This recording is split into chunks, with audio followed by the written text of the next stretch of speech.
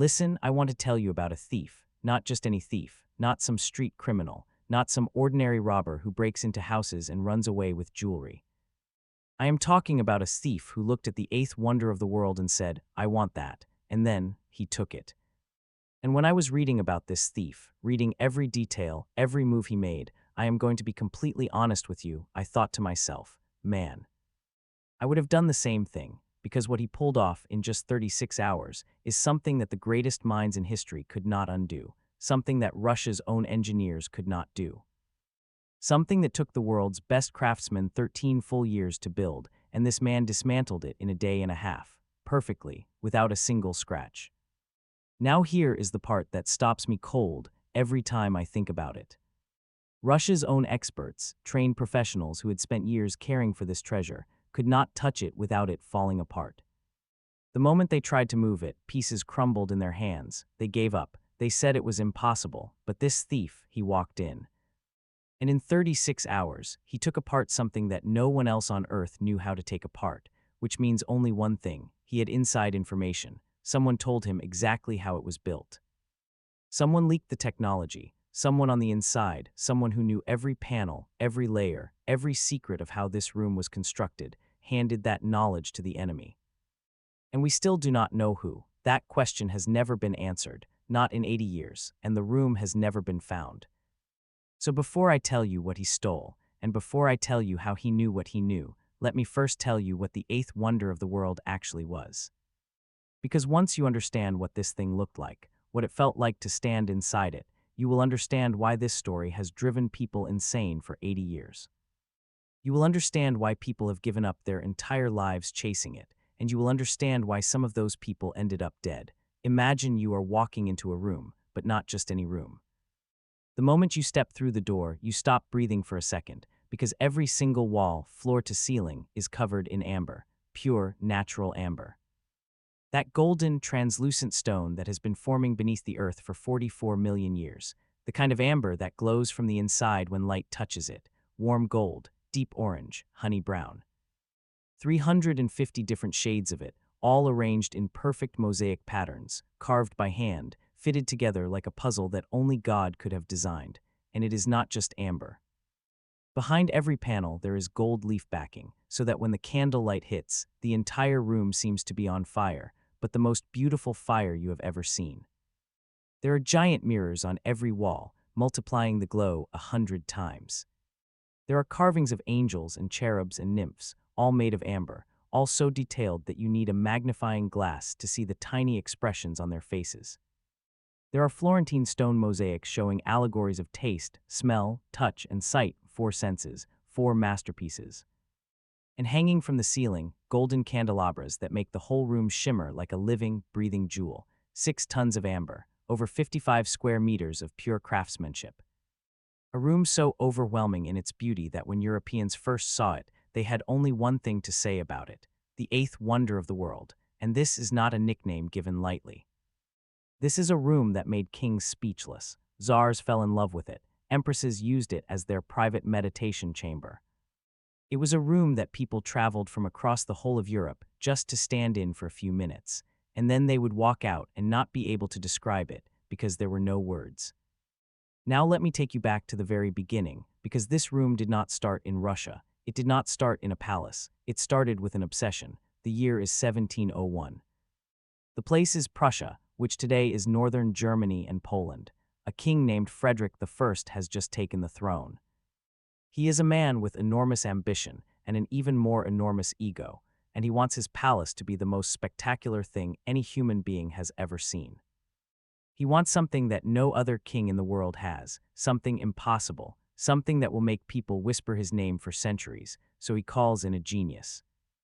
A German Baroque sculptor named Andreas Schluter, one of the most talented artists in all of Europe, and Schluter walks into the palace cellars one day and finds something that changes everything. He finds a collection of amber, thousands of pieces of this golden fossilized resin just sitting there in the dark, and in that moment he has a vision. He imagines a room, an entire room made entirely of this material, walls of amber, ceilings touched by amber, a room that glows like the sun from the inside. He brings in a Danish master craftsman named Gottfried Wolfram the best amber carver in the world, and Wolfram does something extraordinary. He solves a problem that nobody has ever solved before. The problem is this: amber is ancient fossilized resin. It is brittle, it cracks under pressure. If you mount it directly on wood, the wood expands and contracts with temperature and humidity, and the amber shatters. So how do you build a room out of it without it falling apart? Wolfram's answer is pure genius. He lines every oak panel with bronze foil first. The bronze creates a slightly flexible, slightly reflective layer between the wood and the amber. The amber sits on the bronze. The bronze absorbs the movement of the wood. The amber stays intact. And the bronze backing, because it is slightly shiny, makes the amber glow even more brilliantly from behind. It takes 13 years to build. 13 years of the most painstaking, detail-obsessed craftsmanship in human history. Wolfram and his team carve amber slivers, bond them into larger pieces, fit them into panels 12 feet high. Every single piece custom cut, every single piece placed by hand. By the time they are done, the room contains amber panels, sculptures, mosaics, gilded carvings, mirrors, and artwork so intricate that historians are still discovering new details today. But here is where the story takes its first twist. Frederick dies in 1713, before the room is even finished. His son, Frederick William I, inherits the project. And Frederick William has absolutely no interest in it. He thinks it is ridiculous. He thinks his father wasted money on something absurd. So he shuts the whole project down, puts the panels in storage in the Berlin Armory, and forgets about it. For 3 years, the greatest artistic achievement of the age just sits in a warehouse.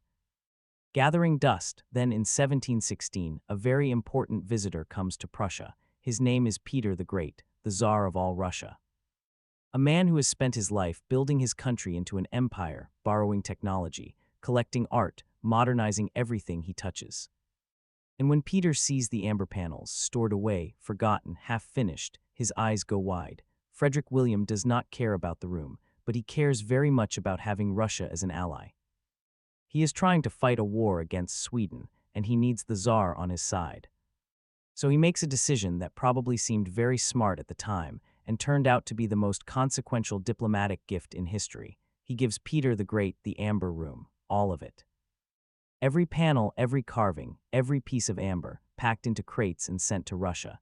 In exchange, Peter gives Frederick William 55 of Russia's tallest soldiers. Because Frederick William had a very unusual hobby of collecting extremely tall men for his personal guard, so that was the trade, the eighth wonder of the world, for 55 tall soldiers. The panels arrive in Russia, but Peter himself dies in 1725 before he ever gets to see them properly installed. They sit in storage for almost 20 more years. It is not until Peter's daughter, Empress Elizabeth, takes the throne that the room finally finds its home. Elizabeth orders Italy's greatest architect, Bartolomeo Rastrelli, to install the amber panels in the Catherine Palace, the summer residence of the Russian imperial family. About 15 miles outside of St. Petersburg. Rastrelli has to redesign the entire project. The room in Catherine Palace is much larger than the original German design. So he expands it, adding more amber shipped from Berlin, incorporating the Florentine mosaics, enlarging the mirror frames. By the time it is finished in 1770, the amber room covers more than 55 square meters and contains over 6 tons of amber, all glowing with that impossible golden warmth, and there it stays. For almost 200 years, Tsars meditate in it, Tsarinas receive guests in it, Catherine the Great holds intimate gatherings there. Alexander II, who was obsessed with amber, uses it as his personal trophy room. The room survives revolution. It survives civil war. When the Bolsheviks take over Russia in 1917 and destroy most of what the Tsars built, the amber room survives. Even the new communist government cannot bring itself to destroy it. They keep it. They preserve it. They open it to the public. They call it a masterpiece of human civilization. And then comes the summer of 1941. Adolf Hitler has decided to invade the Soviet Union. In June of 1941, 3 million Nazi soldiers pour across the Soviet border in the largest military invasion in the history of the world. Within weeks, they are advancing on Leningrad. Within months, they will surround the city and begin the longest siege of the entire war. And in a small royal town called Pushkin, just outside Leningrad, the curators of Catherine Palace are beginning to panic. They know the Nazis are coming. They know they need to save the Amber Room. So they try to do what any sensible person would do. They try to take it apart and move it. And this is where something absolutely crucial happens. Something that will haunt Russia for the next 80 years. The curators begin dismantling the amber panels. And the amber, which has been sitting in that room for nearly 200 years, drying out slowly decade by decade, immediately begins to crumble in their gloves. The moment they try to lift a panel, pieces of ancient amber start breaking off and falling to the floor. The material has become so brittle with age that it cannot be touched without disintegrating. They cannot move it, so they do the only thing they can think of. They cover it up. They hang wallpaper over the amber panels. They scatter sand on the floor. They make the room look as ordinary and unimportant as possible. Maybe the Germans will walk in, see what looks like a plain, boring room, and move on. That was the plan. Now here is the thing I want you to focus on very carefully, because this is where the question starts, the question that nobody has been able to answer. The Russian curators, trained professionals who had worked in that palace for years, who knew every inch of every panel, could not take the room apart without destroying it. The amber was too fragile, the technology too complex, it was physically impossible. But the Nazis, an invading army, soldiers who had been marching and fighting for months, walked into that palace in September of 1941 and dismantled the entire amber room in 36 hours. Without damaging it, without breaking the panels, packed it into 27 crates, loaded it onto trucks, and shipped it west by train, 36 hours, perfectly, without a scratch. How? That is the question that destroyed the Russian curator Anatoly Kuchumov, the man who had spent his career caring for the room. He dedicated the rest of his life to finding the amber room. He never stopped asking how they did it. He never found an answer. But here is what we know. The Nazis did not send just any soldiers to Catherine Palace. They sent a special SS task force, Einsatzkommando Hamburg. With them came a specific man named Ernst Otto zu Sohms-Laubach. He was not a soldier in the normal sense. He was a Nazi art protection officer, an art historian, a specialist. A man who had spent years studying the most valuable artifacts in Europe, studying exactly how they were built, exactly how they could be moved, exactly what techniques were used in their construction. He knew what the amber room was. He knew how Wolfram had built it. He knew about the bronze foil backing on every panel. He knew exactly which tools were needed, exactly how much pressure could be applied, exactly in what order each piece had to come off the wall. He came prepared. He came with the right equipment, the right knowledge, the right plan. This was not a robbery. This was a professional extraction. It had been studied. It had been prepared. The Nazis had done their homework, probably for months before the invasion even started, and this raises a very uncomfortable question, a question that historians still debate today. How did they know? How did a German art officer know so precisely how to handle Russian treasure that Russian experts themselves could not handle? Did someone leak the technical details? Was there an insider, someone inside the Soviet cultural establishment, who had passed information to Germany before the war? The amber panels, the bronze backing, the exact disassembly sequence, this is highly specific technical knowledge, knowledge that Wolfram had kept largely undocumented. Knowledge that only people who had studied the room very closely would have. No one has ever answered this question. No one has ever identified the source of Nazi intelligence about the Amber Room's construction. What we do know is that by October 17, 1941, the 27 crates containing the eighth wonder of the world arrived at Königsberg Castle on Germany's Baltic coast. The castle's director, Alfred Rode, was an amber expert who had literally written books on the subject. He had the room reassembled on the upper floor of the castle. By March 1942, the Nazis were holding exhibitions, showing off their stolen treasure to the Nazi elite, to German newspapers, to the public. Rode was proud of it. He studied the panels in detail, wrote notes about their history, and considered himself the guardian of something extraordinary. For 2 years, the Amber Room sat in Königsberg Castle, displayed. Admired, safe, and then the war turned. By 1943, the Soviet Red Army was advancing. Allied bombers were hitting German cities. The end was not certain yet, but it was becoming visible on the horizon. Hitler gave orders that valuable cultural items in Königsberg should be moved to safety. Alfred Rode was told to dismantle the amber room again and crate it for transport. He did. He had the room packed back into its crates and moved to the basement of the castle for storage. And then in August 1944, the British Royal Air Force bombed Königsberg heavily. The historic city center was destroyed. The castle museum, where the amber room had been displayed, was reduced to ruins. Fires burned for days. And when the Red Army marched into Königsberg in April 1945, when Soviet soldiers walked through the rubble of what had been one of Germany's greatest cities, the amber room was nowhere to be found. Not in the castle ruins, not in the basement, not in any crate, any truck, any train car. Gone, the greatest art theft in human history and the greatest disappearance. In the decades that followed, everyone had a theory. Soviet investigators went through the rubble of Königsberg inch by inch. They found 3 stone mosaics that had once been part of the room, covered in ash in the ruins of the castle. This suggested that at least part of the room had burned in the bombing. Professor Alexander Brusov, the man the Soviets sent to investigate in 1945, concluded that the room had been destroyed in the fires, but not everyone believed him. Because also in the rubble, there was evidence that crates had been moved, that the room, or parts of it, had been transported somewhere before the bombing. A German soldier who helped pack the room in January 1945 had kept one of the Florentine mosaics as a personal souvenir. His son brought it to an auction in Germany in 1997, not even knowing what it was. German art detectives recognized it immediately and seized it. This small mosaic panel, worth millions on its own, confirmed that the room had definitely been packed and moved as recently as January 1945, just 3 months before the city fell.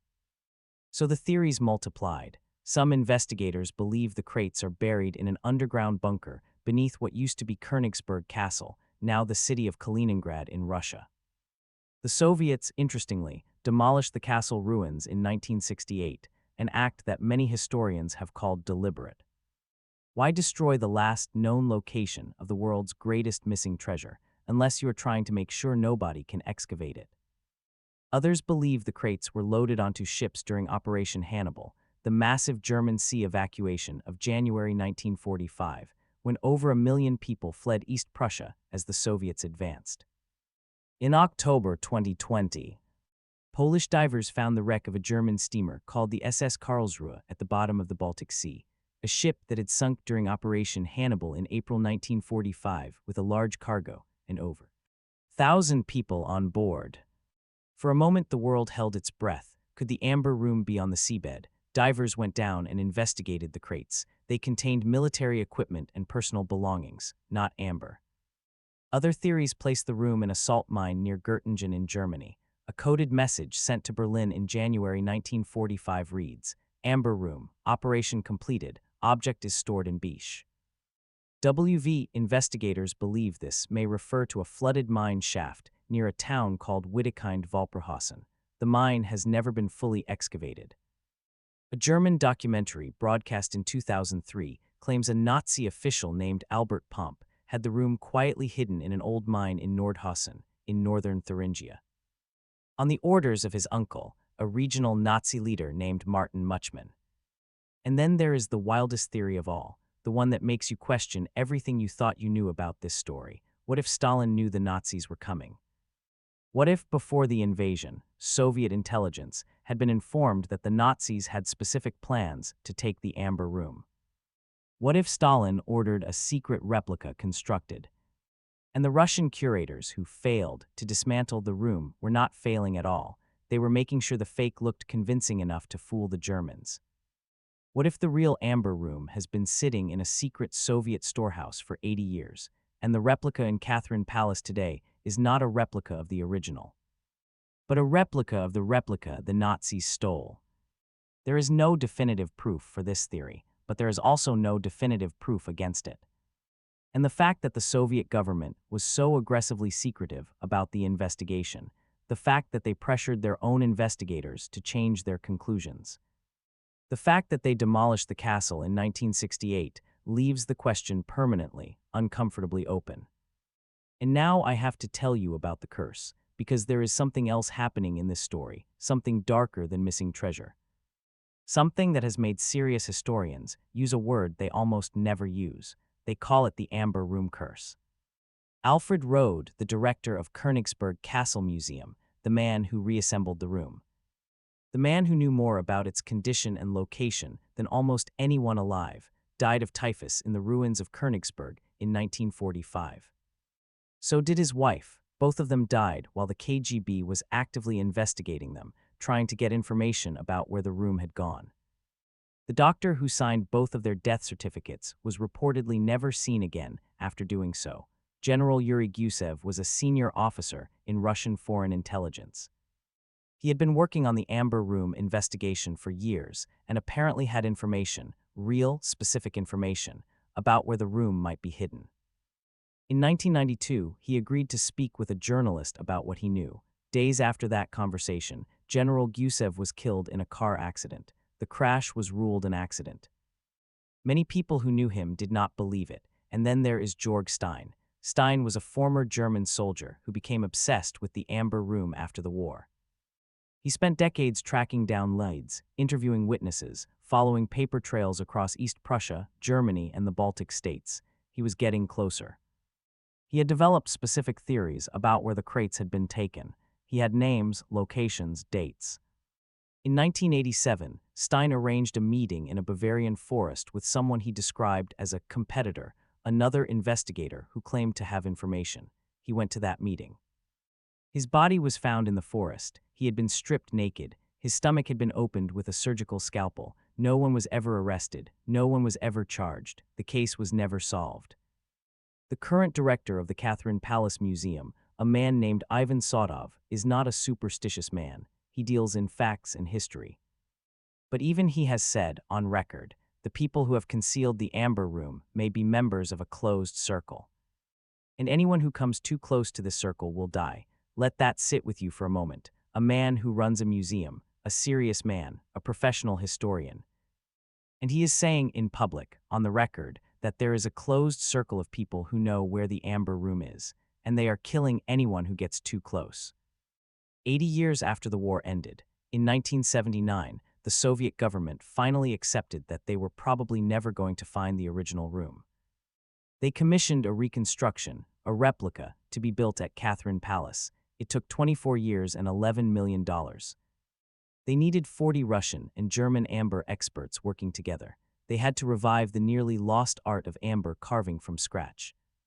They worked from 86 black and white photographs, the only visual record of the original room. By 2003, the reconstruction was complete. Russian President Vladimir Putin and German Chancellor Gerhard Schröder dedicated it together in a ceremony that was meant to symbolize reconciliation between the two nations. Today, tourists visit that room in their millions. They stand in it, they photograph it, they are astonished by it. Guides tell them it is the eighth wonder of the world, but it is not the original. It is a copy of something that was itself copied, reconstructed, expanded, modified over 300 years. It is a ghost of what was stolen. And somewhere in a flooded mine, at the bottom of the Baltic Sea, in the basement of a demolished castle, in a secret Soviet archive, or in the hands of a closed circle of people who are apparently still willing to kill to protect their secret, the original Amber Room may still exist. 6 tons of ancient Baltic amber, gold leaf, Florentine mosaics, angel carvings so detailed you need a magnifying glass, the real eighth wonder of the world. Packed into 27 crates 80 years ago by a man who knew exactly what he was doing, and not seen since. So the next time someone tells you that history is boring, that the past is over, that there are no more mysteries left in the world, tell them about the thief who stole the eighth wonder of the world in 36 hours. Tell them that nobody has ever found it. Tell them that the people who got close ended up dead, and tell them that somewhere, right now, tonight, those 27 crates are sitting in the dark, waiting.